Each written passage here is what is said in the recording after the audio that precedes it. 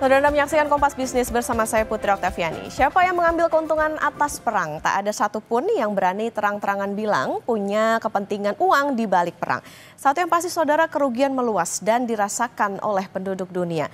Kemanusiaan udah pasti, nyawa pada akhirnya jadi statistik. Ekonomi adalah dampak tidak langsung yang lambat laun ditanggung masyarakat dunia. Kompas Bisnis hari ini mengambil angle jalur-jalur perdagangan dunia yang rentan memikul beban perang. Ini karena sebelumnya Iran percaya diri yakin melumpuhkan sistem navigasi pelabuhan-pelabuhan di sepanjang Selat Hormuz. Selat Hormuz saudara, Laut Hitam, Laut Merah dan terusan Panama. Kompas Bisnis bahas satu persatu. Kita ke data selanjutnya. Ada peta dunia ini 4 jalur dagang. Jadi di sini ada jalur perdagangan dunia ya, di mana itu melewati Selat Hormuz, Laut Merah, Laut Hitam dan terusan Panama. Kalau kita lihat dari peta ini, yang terdekat dengan Iran sudah pasti Selat Hormuz dan juga Laut Merah dan juga Laut Hitam. Nah, ini saudara adalah jalur-jalur utama yang mengangkut komoditas dunia, minyak, gas, dan bahan baku bagi banyak manufaktur. Kita bahas satu persatu kekuatan tiap selat. Kita ke data selanjutnya. Pertama saudara adalah Selat Hormuz yang merupakan jalur dagang minyak dunia. Selat ini merupakan jalur perdagangan minyak mentah dunia terbesar. Kalau menghitung kapasitas bisa mencapai 20-30% pasokan minyak dunia. Hormuz saudara juga menentukan kelancaran 20% gas alam cair dunia. Secara letak, Hormuz menghubungkan Teluk Persia ke Teluk Oman. Kenapa strategis? Jadi 17 juta barrel per hari dikirim dari selat ini saudara. Anda bayangkan 17 juta.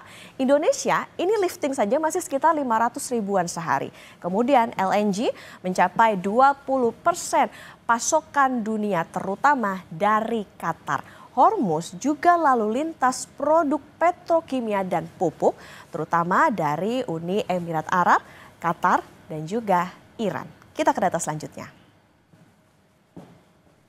Dari Selat Hormuz kita ke Laut Hitam saudara. Ini adalah rute dagang Ukraina dan Rusia yang sedang berperang juga menuju Eropa. Dan tentu saja pasar dunia termasuk Indonesia. Dua negara ini saudara adalah penghasil gandum dan juga kapas. Ini yang terbanyak bagi Indonesia. Tetapi ada komoditas lain yang juga sangat strategis di jalur ini. Ada gandum, minyak, gas, batu bara, pertanian, energi, dan juga manufaktur. Manufaktur akan tersendat jika jalur-jalur Laut Hitam ini terdampak perang. Kita ke data selanjutnya. Nah, jalur 3 ini adalah terusan Panama. Ini saudara menghubungkan Samudra Pasifik dan juga Atlantik dan menampung 6% volume perdagangan dunia. Pada tahun 2021 saudara, 73% kapal Amerika memadati wilayah ini. Trafik kapal Amerika sampai 73%. Ini sekaligus menjadikan Amerika Serikat sebagai pemakai jalur utama terusan Panama. Jalur dagang ini saudara rentan perang dagang dengan Tiongkok. Kita ke data selanjutnya. Nah, yang terakhir ini adalah Laut Merah, di mana ini merupakan jalur Samudra Hindia dan juga terusan Suez dan Laut Tengah. Jalur dagang ini krusial saudara karena mengangkut sekitar 12% perdagangan minyak global dan 10-15% perdagangan laut dunia. Bagaimana trafiknya? Ada 35.000 kapal yang mintas per tahun untuk mengangkut barang antara Eropa, Timur Tengah, dan Asia. Peritel dari Amerika Serikat juga sangat bergantung di jalur ini. Nah, bagaimana dampak perang terhadap pasar saham di Indonesia? Kompas Bisnis akan tanya ke Praska Putrantyo, CEO Advisor Provina Visindo usai jeda.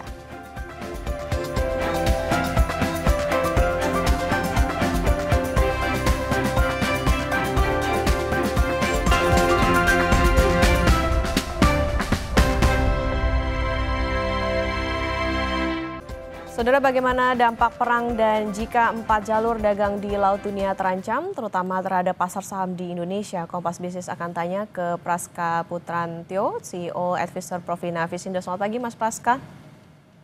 Ya, selamat pagi. Ya. Mas Praska, satu pekan terakhir ini grafik IHSG turun. Apakah ini juga merupakan dampak dari perang? Ya, baik. Jadi kalau kita lihat memang pergerakan apa namanya indeks saham kita ini cenderung mulai terganggu ya. Bisa dikatakan mulai sedikit jadi profit taking karena secara sentimen uh, isu mengenai perang dagang sedikit mulai mengendur. Setelah dari Trump sendiri mulai menyepakati uh, tarif ya dengan Tiongkok seperti itu. Namun sekarang muncul masalah baru lagi dari masalah sentimen geopolitik di mana setelah pertama kali Israel menyerang Iran itu menimbulkan kekhawatiran baru karena yang pertama adalah masalah Ukraina dengan Rusia ini kan masih belum selesai. Nah, sekarang muncul masalah baru lagi yang memicu potensi lonjakan harga komoditas terutama minyak mentah di area Timur Tengah yang timbul karena konflik antara Israel dengan Iran di mana Iran sendiri ini kan menjadi salah satu negara produsen minyak terbesar di dunia dan cadangan minyak juga nomor 3 seperti itu, sehingga kekhawatiran terhadap perang Israel dengan Iran ini itu menimbulkan disrupsi supply minyak yang membuat harga minyak mentah kembali melonjak yang pada akhirnya membuat pemulihan ekonomi dunia yang sudah rapuh karena perang dagang kembali terhambat kalau harga komoditas energi kembali naik, memicu apa? Inflasi naik, suku bunga turun bisa terhambat lagi, gitu kira-kira. Oke, ini artinya dari pengaruh komoditas kemudian menjadi pengaruh ke pasar saham itu sendiri. Mas Praska, jadi bagaimana menjelaskan korelasi pecah perang Iran-Israel ke pasar saham? Apakah lewat sentimen proyeksi ekonomi yang juga akhirnya berat? Ya, tentu saja ini kan yang dikhawatirkan adalah pemulihan ekonomi belum selesai, masih tahap struggle seperti itu karena setelah perang dagang membuat ekonomi melambat. Kedua, belum selesai, tambah lagi geopolitik yang dikhawatirkan memicu kenaikan harga komoditas energi terutama minyak mentah, kemudian disusul juga oleh batu bara, gas alam. Itu kalau saya ukur secara pertumbuhan ya, itu rata-rata naik dari titik terendah sebulan terakhir sampai 20% lebih kenaikannya dari ketiga komoditas itu. Nah, itu membuat inflasi dan dipicu oleh kenaikan harga komoditas itu kembali terjadi. Sebagaimana kalau kita ingat kasus waktu pertama kali pecah Ukraina Rusia tahun 2022. Itu memicu lonjakan inflasi dan memicu suku bunga naik meroket. Nah, itu yang dikhawatirkan. Pemulihan belum beres, ada lagi masalah baru seperti itu. Oke. Sehingga pasar saham akan mengalami koreksi jangka pendek. Oke, artinya tadi proyeksi ekonomi juga berdampak. Tapi kalau misalnya kita bicara soal sektornya, kalau tadi kan disebut soal minyak begitu ya, karena hubungannya dengan Iran tadi. Ada sektor yang terdampak lagi nggak sih Mas Praska dengan adanya pecah perang Iran-Israel yang tentunya ini sangat berdampak terutama bagi Indonesia? Ya, kalau sektor industri sebenarnya kalau kita bicara yang sensitif dengan perubahan suku bunga ya, itu tentu mengalami koreksi.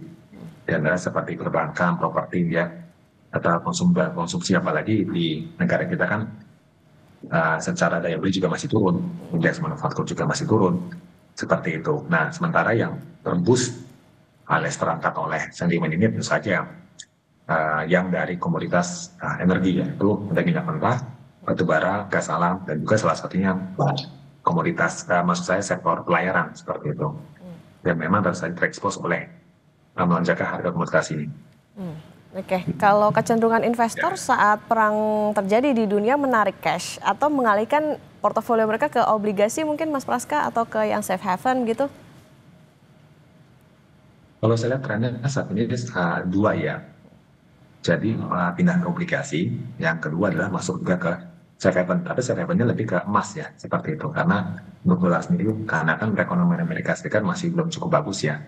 Sehingga investor masih belinya ke bonds, termasuk US Treasury, ya kan, yang mengingat yield obligasi Amerika masih juga stabil di 4,3. Dan yang kedua adalah ke gold yang saat ini masih bertengger di 3.390 sampai 3.400 dolar per troy ounce. Oke, menarik tadi soal bagaimana pengalihan artinya ke obligasi dan juga safe haven tapi kecenderungannya ke emas. Nah, artinya sekarang kan emas juga lagi tinggi nih Mas Praska. Itu bisa mencapai titik atau harga di berapa? Ya, kalau eskalasi terus berlanjut, kemungkinan bisa break lagi di atas 3.500 seperti itu. Jika berlanjut terus ya. Karena dolar saat ini kan masih tertekan oleh defisit Amerika terus melebar. Nah, sehingga pada akhirnya orang memilih ya either masuk ke US Treasury, bonds ya, emas atau cryptocurrency, salah satu Bitcoin yang relatif stabil kalau kita lihat. Oke, jadi sektor apa saja Mas Praska yang biasanya dihindari di pasar saham saat terjadi perang dan juga mengancam jalur perdagangan dunia? Ya, sebenarnya sektor yang mungkin dihindari ya. Dan dihindari dulu sensitif dengan rate tentu saja tingkat suku bunga. Belajar dari 2022 tentu saja sangat sensitif adalah sektor keuangan. Keuangan, properti, ya kan. Nah, namun karena sekarang sudah ada masalah daya beli di dalam negeri kita sendiri, sektor real kita masih agak lesu, tentu sektor barang konsumsi pun juga perlu memilih-milih nih. Emiten-emiten jadi selektif buying. Nah, cuma untuk sektor yang malah jadi favorit adalah menurut saya sektor migas, ya kan, batu bara yang saat ini masih low valuation menurut saya. Kalau migas sudah pada naik seperti itu, kayak Medco, Elsa, Petrosi sudah pada terbang, Raja, ya kan. Nah, tapi kalau sektor coal ini masih cukup menarik lah, masih dikatakan di bawah. Tambah lagi sektor mungkin pelayaran melewati area Timur Tengah seperti itu.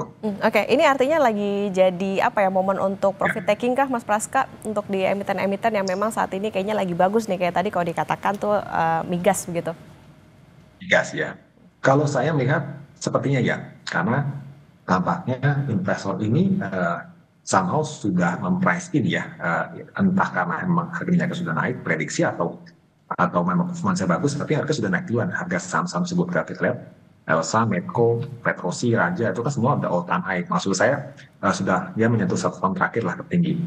Artinya ya mungkin untuk saat ini investor bisa sarankan untuk waspada profit taking. Oke. Seperti itu. Nah, kalau resiko harga minyak naik dengan adanya dampak perang dari Iran Israel ini, apakah ini juga bisa menekan pasar saham secara keseluruhan maupun juga tadi secara sektoral begitu Mas Praska, atau seperti apa kondisinya? Secara overall yes, kalau misalnya rate-nya kembali naik, inflasi naik karena masalah energi, mendorong suku bunga gagal turun, mau nggak mau naik. Seperti itu. Nah, itu yang khawatirkan. Ekonomi lagi lesu, suku bunga terpaksa naik, itu yang membuat pasar saham jatuh. Namun tetap saham-saham tertentu bisa jadi naik karena teruntungkan oleh harga komoditas yang naik. Oke, net sell atau aksi jual asing Mas Praska ini kan juga terjadi nih beberapa hari terakhir saat perang. Apakah ini karena perang atau sebetulnya ada sentimen lain nih yang mempengaruhi?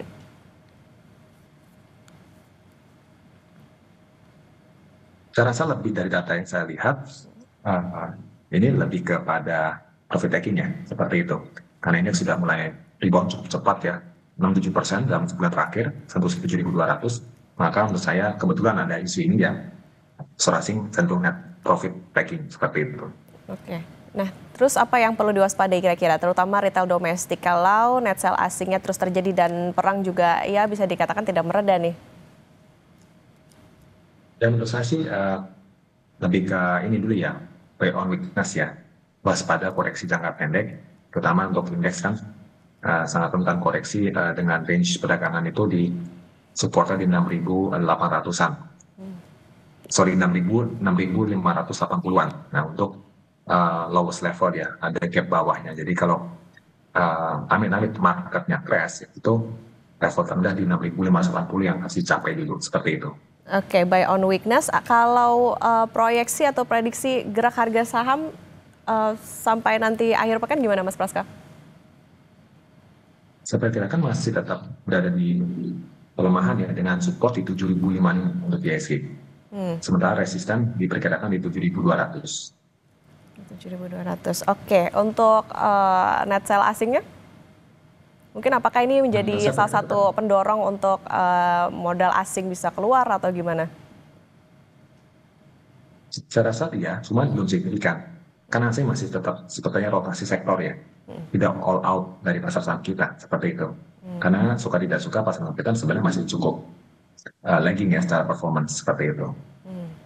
Oke, ini berarti bisa jadi pertimbangan untuk investor, terutama tadi buy on weakness, terutama untuk di sektor-sektor yang tadi kalau misalnya mau diperhatikan emiten-emiten yang favorit ini masih migas, terutama karena adanya dampak perang ini, dan tadi bisa bergerak di kisaran 7.500 sampai 7.200. Mas Praska, CEO Advisor Provina Visindo, Praska Putrantio, terima kasih sudah bersama di Kompas Bisnis. Sehat selalu Mas Praska. Terima kasih, selamat pagi.